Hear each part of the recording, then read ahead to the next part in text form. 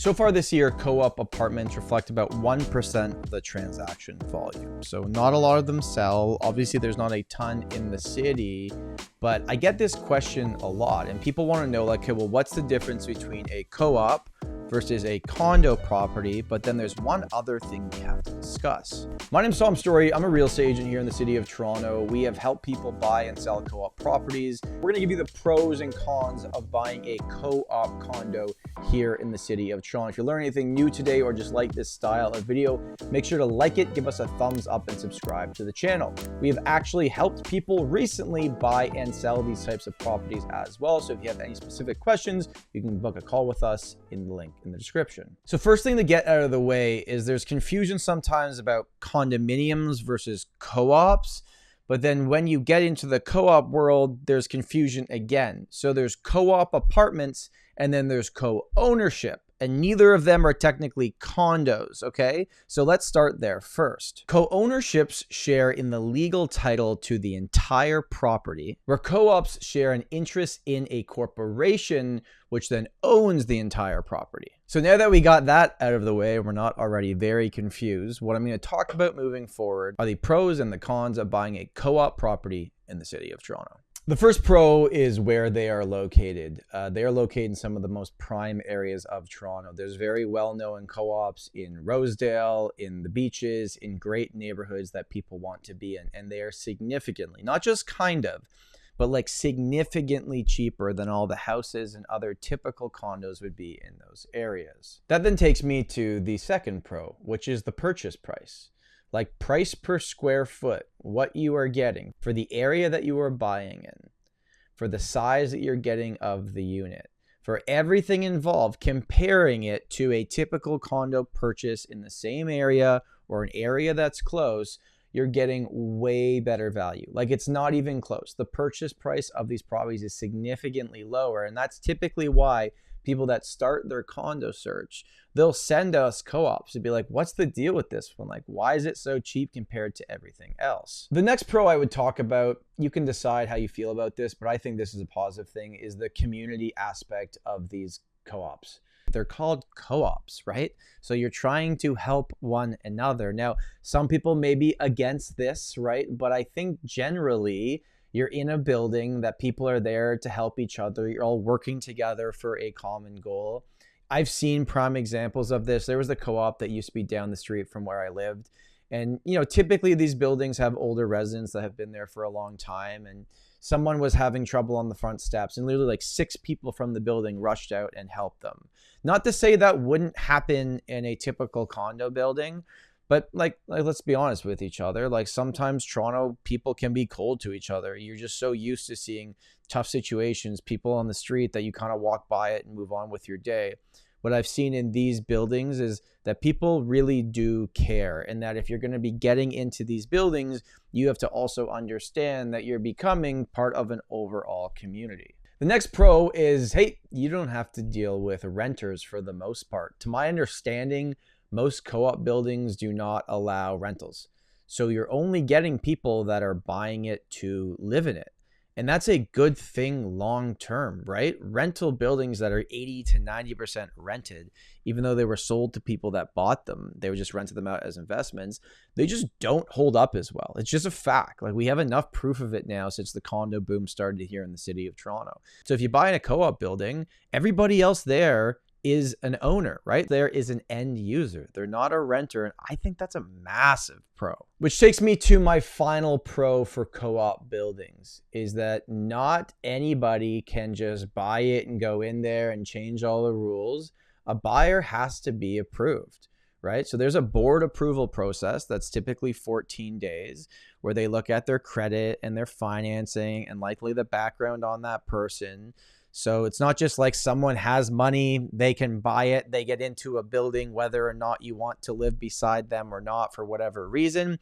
In a co-op building, it's a more strict process where they don't say yes to everybody, right? And you could also flip that and say that's a bad thing that can go down another direction here, which isn't a good thing. I think for the most part, though, they're looking at credit worthiness and things like that about the person if they're going to fit in with the building. But having these rules in place stops speculative buying. So prices remain more reasonable. You get to have a real relationship with the other people that own there.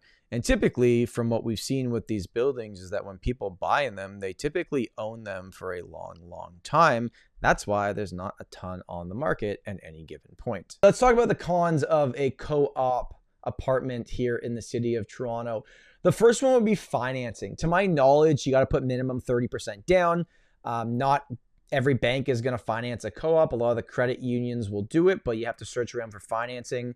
And it's not guaranteed that you're going to get approved for buying these types of buildings because of how the corporation is set up and how you are buying shares in it instead of just owning a deed to that property. Banks just don't like them as much as they like typical condos. The next con is actually the same as one of the pros I gave you, but I think you can look at it either direction. There's just strict regulations, right? So you might find it difficult where you're trying to sell your co-op apartment. You have an agreed upon sale price, but the board doesn't approve the person you sold it to, and you thought they'd be a perfect fit for that building, but it's not just your decision. There's other people involved in making that decision. So it's not an independent decision that you have just full control over. Also, well, what if you come on tough financial times, or you get this great job opportunity and you want to leave and you want to rent it out during that period of time to cover the mortgage? Well, guess what? You probably can't. Or if you want to do a specific renovation that makes total sense to you in your head, but the board says no. So these regulations can be a good thing depending on where you stand on them. They could also be somewhat of a negative thing depending on what you're trying to do. The third con is selling them, right? Like, just not a lot of buyers are aware that they're even an option that they would consider. A lot of real estate agents have no idea they have to use different paperwork when they send you an offer for these types of buildings. I've seen that firsthand. They just take longer to sell because you need a specific buyer that kind of understands exactly what they're buying into. Because you'd actually think maybe for a young buyer that's trying to get into the market, these buildings would be perfect, right? They're cheaper, they're located well, there's that community aspect.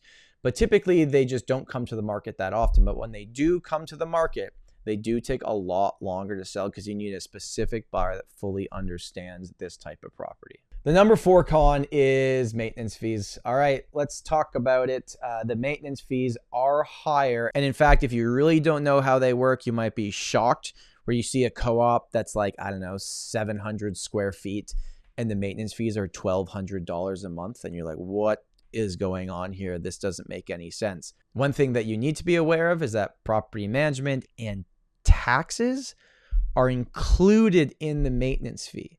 So instead of splitting up the taxes to having that separate from the maintenance fee, the total taxes, which are very much lower, by the way, but they are included in that monthly maintenance fee. So it can make the maintenance fee look extremely high.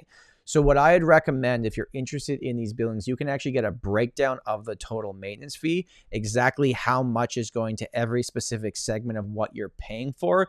And then you can look at it maybe versus another typical condo where the maintenance is lower, but the taxes aren't included, and just see, is it actually that much higher, or does it start to make sense? But generally, just how it's listed on MLS, you see the maintenance fee and people are like, whoa, I know the price is low, but this would cost me more than even a more expensive one because the monthly fees are so high. Final con I want to discuss is the fact that they don't really appreciate like the rest of the market. So if you think you're going to buy this cheap, well-located property and it gets you into the property market, and then in 5 years you're going to sell it and make a killing and it's going to help you move up the property ladder, this ain't it. I think co-ops are like a really good alternative for people that would rather buy in this than rent. But I think for somebody that's looking at this as more than just a place to live, and they're looking at this as something that they'd like to increase in value if the overall market goes up, it's not that co-ops don't go up in value. They do, but just nowhere near the pace of the rest of the market. Thank you for watching this video. If you live in a co-op, I'd love your experience. Let me know in the description if there's any co-op buildings you think are just great and people should keep their eye on if they're interested. Please let us know below. I'd really appreciate your input. My name's Tom Storey. Thank you so much for watching. And remember, home is where your story begins.